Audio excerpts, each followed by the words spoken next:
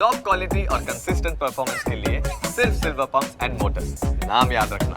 ये दोस्ती हम નહીં તોડેંગે.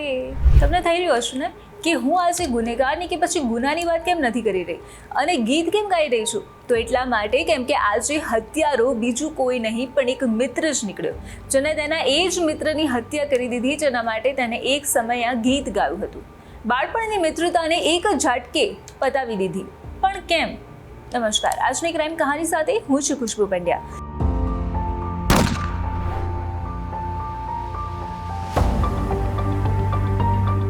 જ્યારે વાત દોસ્તીની આવે એટલે સૌથી પહેલા કઈ વસ્તુ મગજમાં આવે? એ જ ને કે દોસ્ત સારા માટે તો જાન જીગર સબ હાજર રહે. પણ અહીંયા આજે હું જે દોસ્તની વાત કરી રહી છું તેને જાન નથી આપી પણ લઈ લીધી છે, એ પણ તેના જ એક મિત્રની.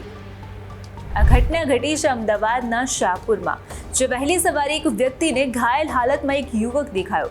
ત્યારબાદ તેની નજીક જતા ખ્યાલ આવ્યો કે આ યુવક તો નિહાલ પટેલ છે.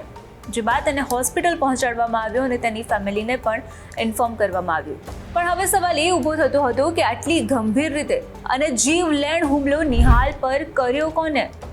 અને તે તો હમણાં થોડા દિવસ અગાઉ જ લંડનથી ઇન્ડિયા પરત ફર્યો હતો. શું તેનો કોઈ દુશ્મન હશે કે બીજું કંઈ કારણ? આ બધા સવાલોની વચ્ચે ડૉક્ટરે કહ્યું કે સોરી, નિહાલ ઇઝ નો મોર. જે બાદ પોલીસે ઘટના સ્થળે પહોંચીને તપાસ હાથ ધરી. ત્યાં હાજર લોકોની પૂછપરછ કરવામાં આવી, પરંતુ કોઈ બોલી શકે તેમ નહોતું. ત્યારબાદ સીસીટીવી ચેક કરવામાં આવ્યા, જેમાં એક નામ સામે આવ્યું, જય ઓઝા. પણ કોણ છે આ જય? તેનું નિહાલ સાથે શું કનેક્શન હતું? શું કોઈ દુશ્મની હતી કે પછી બીજું કંઈ કારણ? આ બધા જ સવાલોના જવાબ જય પોતે જ આપી શકે તેમ હતું, પરંતુ જયનો કોઈ જ પતો નહોતો. જે બાદ આજુબાજુના લોકોને પૂછતા ખ્યાલ આવ્યો કે તેઓ બાળપણના મિત્રો હતા અને નિહાલ લંડનથી પરત આવ્યો હતો, તેથી જય તેને મળવા માટે અહીંયા આવ્યો હતો. પણ આ મુલાકાતનું આવું પરિણામ આવશે તે કોઈએ નહોતું વિચાર્યું. સાથે જ જય આ હત્યા કેમ કરી તે સવાલ પણ હજુ એમને એમ જ હતો. પણ તમને એ સવાલ થઈ રહ્યો હશે ને કે તે લંડનથી ઇન્ડિયા કેમ પરત ફર્યો હતો? તો નિહાલના ફાધરની તબિયત ખરાબ થતાં તેમણે દીકરાને પરત બોલાવ્યો હતો અને નિહાલ પરત ફરીને તેમની દુકાન જે શાહપુરમાં આવેલી છે ત્યાં પહોંચ્યો હતો, દુકાનની સાફ સફાઈ કરવા માટે, જેથી બીજા દિવસથી દુકાનને ફરીથી શરૂ કરી શકાય. અને એ જ દિવસે સાંજે તેનો મિત્ર જય નિહાલને મળવા માટે આવ્યો હતો. તેઓએ પાર્ટી પણ કરી. પણ સવાલ એ થાય કે આ મોજ મસ્તીની વચ્ચે એવું તો શું બન્યું કે જયે તેના બાળપણના મિત્ર, જેને તે ઘણા વર્ષો બાદ મળી રહ્યો હતો, તેની હત્યા કરી દીધી?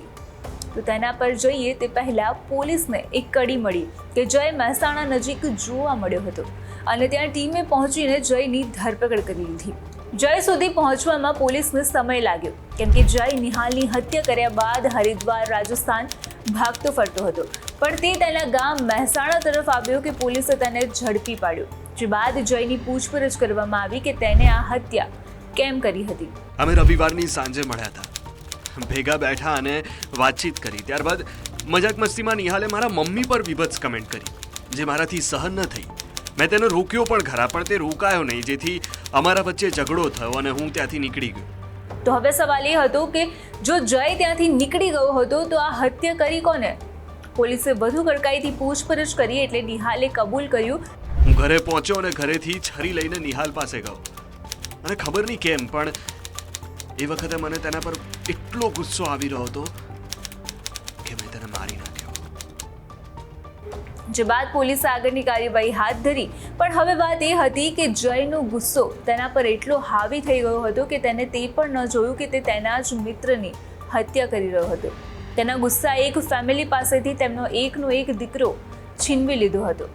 એક બાપ જે તેના દીકરાની આસ લગાવીને બેઠો હતો કે મારો દીકરો લંડનથી પાછો ફરશે એટલે બધું સંભાળી લેશે, તે દીકરો તેમની પાસેથી એક જ ઝટકે છીનવાઈ ગયો. ખેર, જયને તો તેના કર્યાનું ફળ મળશે જ, પણ નિહાલના પરિવાર પર જે વીતી રહી હશે તેનું શું?